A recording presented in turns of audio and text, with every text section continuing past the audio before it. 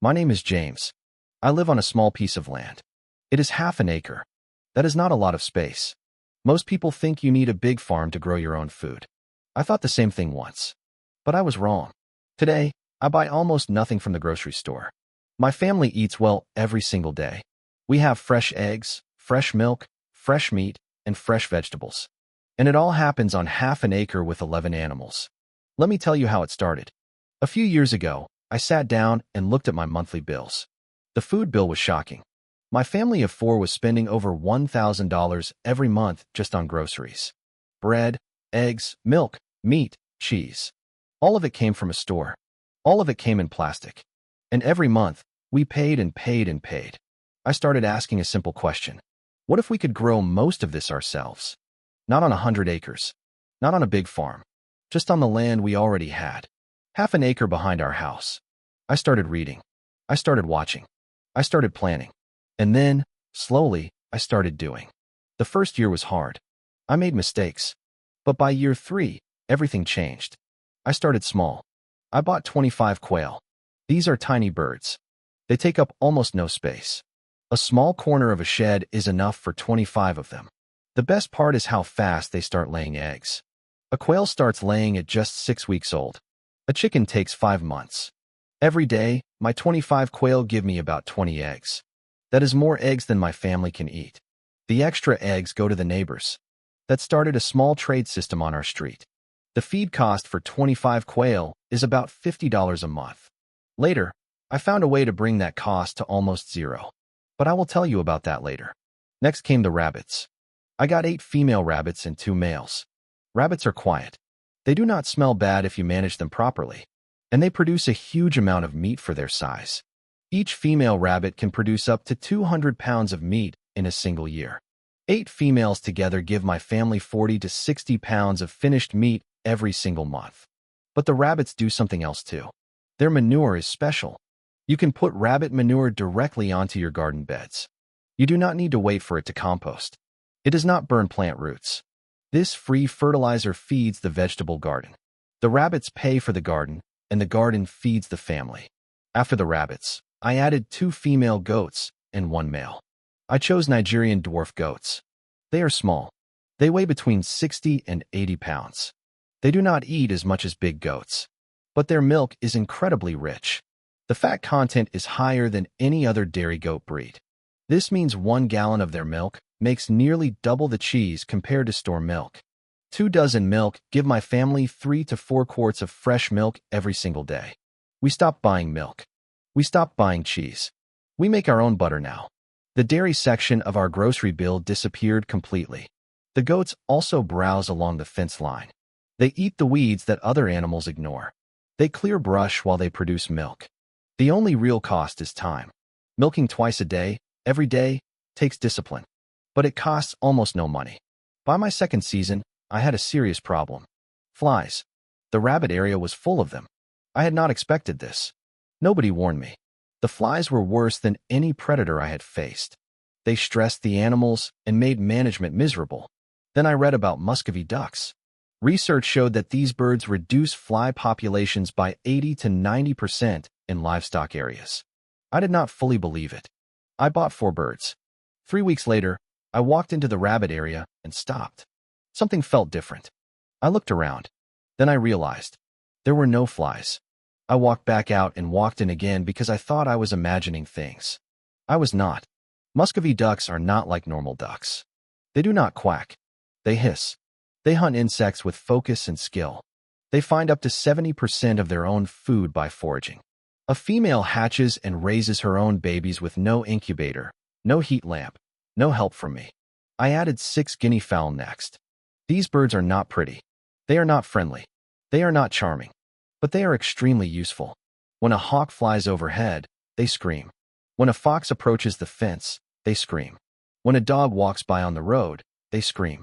That noise is a free alarm system that works every hour of every day. They are also excellent tick hunters. They walk through the grass and eat every tick they find. For a family that spends time outside, this matters enormously. Guinea fowl eat mostly insects and seeds. They cost almost nothing to feed when they can roam freely. In many areas where roosters are banned, Guinea fowl are classified as game birds and are perfectly legal to keep. 20 laying hens came next. I chose heritage breeds. Barred Rock, Black Australorp, Rhode Island Red. These are not commercial chickens bred for tiny cages. These birds lay 200 to 250 eggs per year each. They scratch through the compost pile. They turn kitchen scraps into eggs. At the end of their laying life, they still provide meat for the table. Chicken eggs are the most recognizable food currency I have.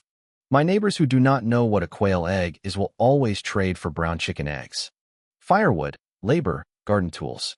Eggs open every door. I ignored khaki Campbell ducks for 2 years because the name did not sound interesting. That was a mistake. These ducks were bred in England where the weather is cold and wet and miserable. Because of that, they lay almost every single day of the year. Even in November. Even in January. Even in mud and rain when my chickens have slowed down completely.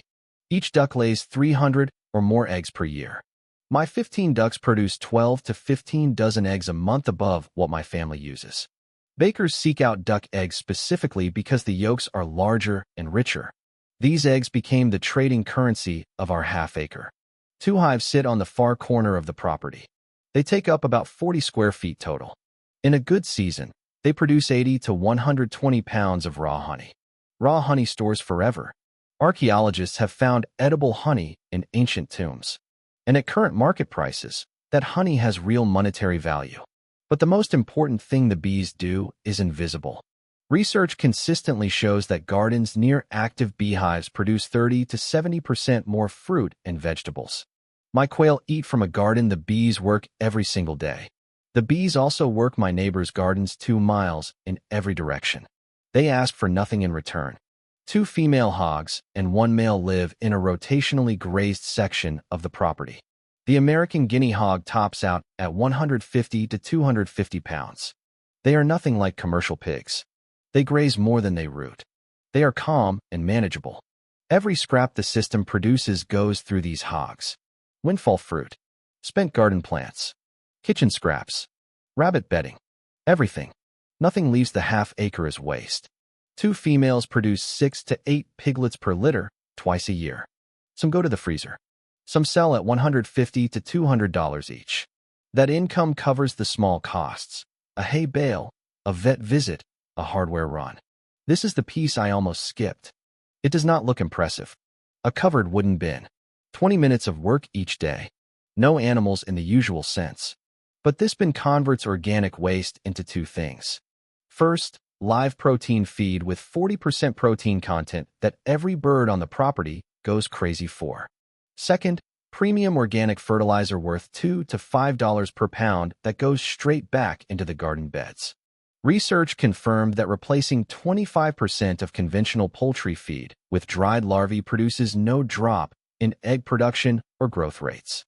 That replacement saves $80 to $150 a month across the whole flock. That is the number that brings the feed bill to almost zero. 10 heritage turkeys roam the property for most of the year at almost no cost. In the fall, they become something else entirely. A 25-pound bird at harvest time sells for $250 to buyers who cannot find a local source. 10 birds in 5 weeks can bring in $2,500. Fertile eggs and spring poults sell year-round. The turkey operation is the financial reserve of the whole system. The quail and the ducks share the larvae output. The rabbit manure feeds the garden beds that the goats browse the margins of. The guinea hogs process every scrap the system produces.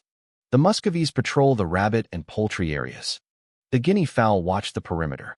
The bees work every square inch of the property and 2 miles beyond. The larvae bin fertilizer goes back into the garden. The garden feeds the family and sends scraps back to the hogs and rabbits. Nothing leaves as waste. This is not a list of animals. This is a machine. The hardest year was year 2. The system was mostly built, but not yet fully running. By year 3, we stopped keeping close track of the grocery bill. We stopped because it stopped matching. You do not need to start with all 11. Pick the animal that solves your most expensive problem right now. If your grocery bill hurts most on protein, start with rabbits. If it hurts on eggs, start with quail. If it hurts on dairy, start with 2 does. Run it for 90 days. Learn what the animal needs. Learn what works on your specific piece of land. Then add the next one. Half an acre. 11 animals. 99% self-sufficient. It is not a dream. It is a system. And every system starts with one decision. Start with one.